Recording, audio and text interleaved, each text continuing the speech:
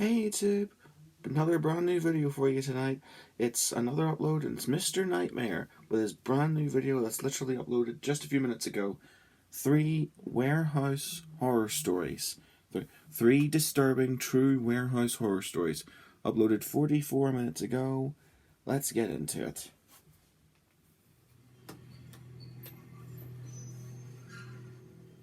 Been waiting weeks for this.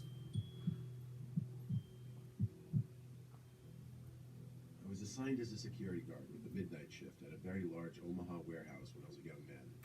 This building was mainly used for storage and it was huge. We as security personnel were tasked with hitting several stations inside this building on the night shift, and this required that we did a lot of walking. There would always be 2 personnel assigned to the warehouse at night, one patrolling the outside perimeter in a car, and one inside the warehouse on foot. Being outside, sitting in the comfort of a car, was obviously the more desirable of the two. I was working a Wednesday night. I was about half an hour into my shift.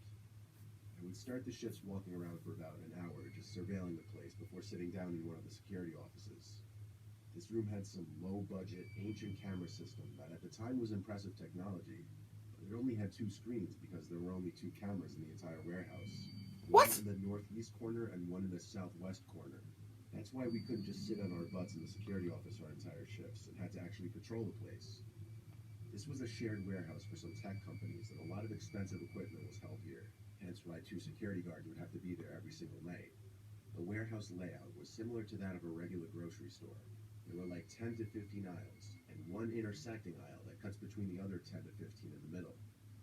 I was still making my initial rounds around the place, when I saw all the way down at the end of the aisle I was in, something at the end section. It was like this white thing that kind of resembled the shape of a head.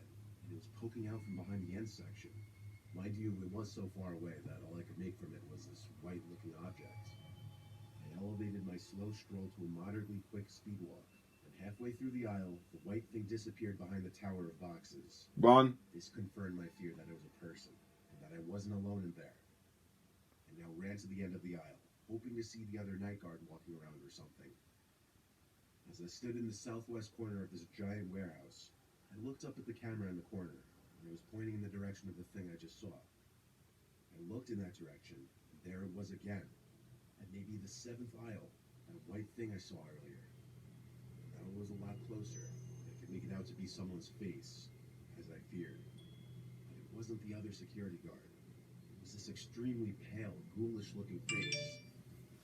They once again slowly hid their face behind the tower of boxes. I walkie-talkied the other guard on duty, and he radioed back that he was in the car by the back section of the parking lot. He said roger that, he'd be here in 5. Getting off the phone with him, I was nervous to approach the aisle that I saw the person's head. Don't. Even though this is exactly what a security guard's purpose and job is, you never actually expect or anticipate seeing any action. I took a deep breath and ran to that aisle and stopped at the end of it to look down it. The person wasn't in sight. I figured they must have ran for it. So I ran halfway down, hoping to catch up to them. But I stopped when I smelled this horrible putrid odor. It smelled like a dead, rotting carcass. Oh no. I followed the scent until it became overwhelming, and I found the source of it. It was coming from this big wooden box that was different from the rest of the boxes. I pulled the lid off the box, and inside was a dead body laying in a pool of blood.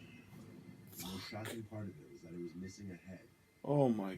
Walkie-talkie to the other security guard again, and yelled at him to call the police and report a dead body in the warehouse. I said this all while running as fast as I could to the back exit of the warehouse, struggling to get enough air.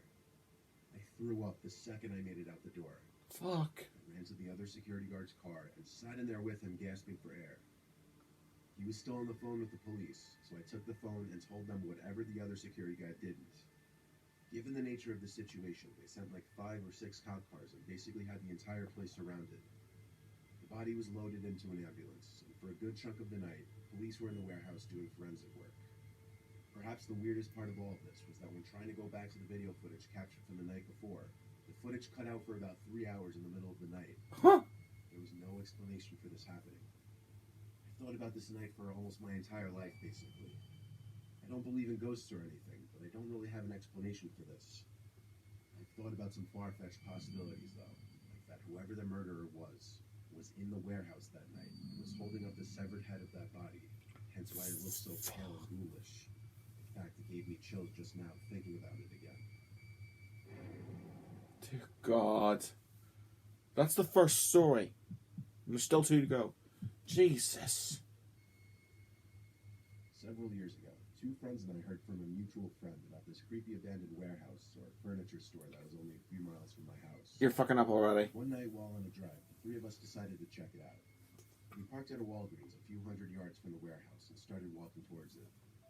As we got closer, my friend, I'll call him Jim, kind of chickened out and stayed back while me and my other friend, I'll call Mark, continued on. Jim's a smart one. As we approached the right side of the building, it became very obvious that this place had been abandoned for a very long time. The front entrance was boarded up. There were vines and ivy growing all over the building. Our mutual friend said that the only way in was through a busted-in wall in the back. We went around back, and sure enough, there was a broken-in narrow section of wall we could get in through. We stepped in, and it was completely dark. We couldn't see our hands in front of our faces, so we turned on the flashlights on our phones and looked around. There was trash and debris everywhere on the concrete floors. We were in what appeared to be the main room of the old store, and it was huge. An entire football field could probably fit in this room. You could even hear an echo when we talked. We started looking along the walls, which were covered in graffiti. The graffiti was littered with what must have been gang symbols as well as profanity, as you would expect. Oh, for fuck's sake. What was really unsettling, though, is that as we moved further along the back wall, the graffiti was getting more and more disturbing. One of them read, "Kill yourself tonight," and the graffiti was getting satanic. There were tons of inverted crosses, pentagrams, 666s, and violent scenes depicted. While this stuff was creepy enough, it wasn't the worst of what we saw. Towards the end of the building, there were some steps leading to smaller rooms. As we shone our lights on the steps, we saw a large, dry pool of what was probably blood all over the steps. This deterred us from exploring the smaller rooms beyond, so we headed to the left side of the room. As we were walking, our lights caught something hanging from the ceiling. We got closer and saw what it was. It was a noose, still hanging from one of the rafters. I thought it was a It's body. very obvious that the people that come to this place use it for very evil purposes. After that, we decided we'd spend enough time in there and headed for the hole in the wall we entered through. We got outside and saw that there was another, smaller building/warehouse behind the main one. Despite the freaky things we saw inside, we were still curious and decided to check this one out too. You're fucking idiots. The thing that was very odd was that there was a small room in the front of the warehouse that had no doors, only one window. Inside was a large inverted cross hanging from the decrepit ceiling. We came to the left side of the warehouse where the large garage-style entrance was. This building was similar to the first one. It was one large empty room with tons of trash everywhere. There was more disturbing graffiti. However, there were these holes at the base of the walls that were really odd-looking. We shined our lights down them, but couldn't see the bottom. What were these for? We had seen enough at this point and headed back outside. It was then that my friend Mark got a call from Jim. As he was talking to Jim, his face suddenly changed to a downright horrified expression. I said, "What's wrong?" What he said next sent a chill down my spine. "Someone else is here," he said. Before we could even turn to run, a white truck peeled around the corner at an alarming speed, heading right towards us. We started booking it towards my car. As we got around the other back corner of the building, we saw another black truck parked alongside. We kept running as fast as we could, and thankfully the 3 of us made it back to my car. We got in and peeled out of there. I don't know what those guys in the trucks were there for, or why they chased after us. But based on what we saw in those buildings, it wasn't anything good. Thankfully, we never found out, and we never returned to that place. They're devil worshippers, or the KKK, or it's a fucking makeshift meth lab. Don't fucking wait to find out. Just get out of there. You fucked up enough tonight. Story 3. Mid-20s, I used to be a party planner and event coordinator. I was basically in charge of throwing dope parties for this record label group. I'd have to rent out venues for a night or weekends, which would allow us to host our events in these places. Usually we wouldn't pay until after the event, and the landlord or owner of whatever property we were using would take a cut of the profits. There was this one time that my group rented this big warehouse for an entire weekend. We would be hosting parties Friday and Saturday night. Once the place was rented out, I had to do a lot of setting up, which included setting up tables for bottle service, setting up portable bars, and a DJ stand. A lot of work would go into these kinds of pop-up venues, but they were always extremely profitable. My buddy Jack, who was also on the event planning team, was helping me on the Wednesday before the party weekend. He drove a truck full of equipment to the empty parking lot that the warehouse sat in. I was was having trouble figuring out how to get the power to a certain part of the warehouse activated. I looked for any kind of electrical panel or circuit breaker box, but I was having trouble finding one. I gave the building owner I dealt with a call, and he picked up almost right away. His name's Carter. He told me exactly where to go for the electrical panel that would turn on the specific lights I was looking for. He directed me to a door that had an exit sign on top of it, but it wasn't on. Through this door, I was in a very short, very narrow space with a door on one side, which I presume led to the outside, and then a half flight of stairs on the other side. I was supposed to go down this half flight of stairs, which led to another tight space with a couple doors. This room was hard to explain without just seeing it for yourself. I'm 6'4", so I had to bend down a little bit just so my head wouldn't hit the ceiling. That's how cramped it was down there. This level had very dim nightlight kind of lights hung on the ceiling. Dim but enough light to navigate just fine. I found the electrical panel, and Carter told me exactly which switches to flip. Then I shut the panel door and turned the key to lock it, even though he told me to just leave the key in the lock. I thanked him and our call ended.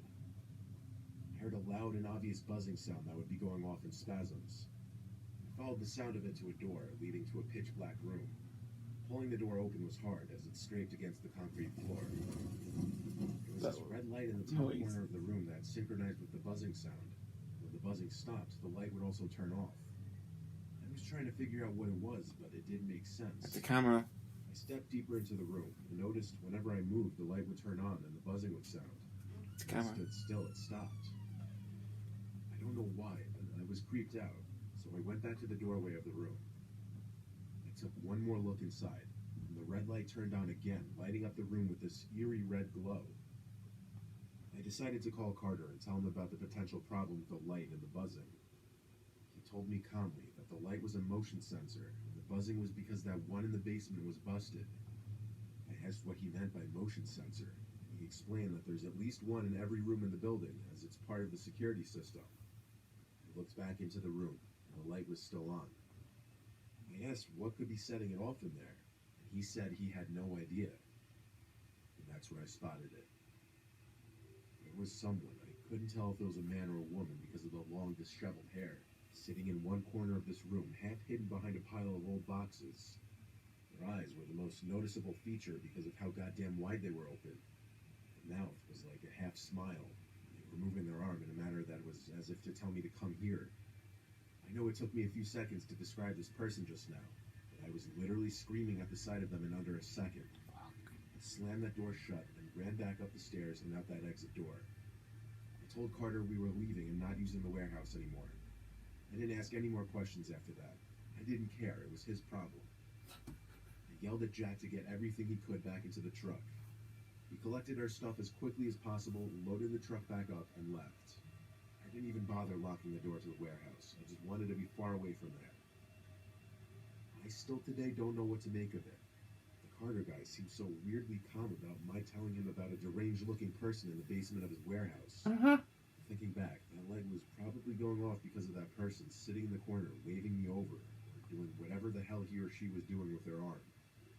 It was a truly nightmare-inducing and horrible experience. Well, there we have it. That third one, yeah. Imagine going into an unfamiliar space and finding someone that looks like the personification of a psychopathic method or of some description. But those first two stories really got me. I mean, imagine finding a dead body in your space of work, or finding evidence of some sort of satanic cult activity on, like literally in your backyard. I mean, fucking hell. But this is the kind of content we expect from Mr. Nightmare on a regular basis, and he hasn't let us down yet again. Absolutely amazing storytelling, great storytelling, great stories. So, hope you enjoyed the video, and see you next time. Bye bye.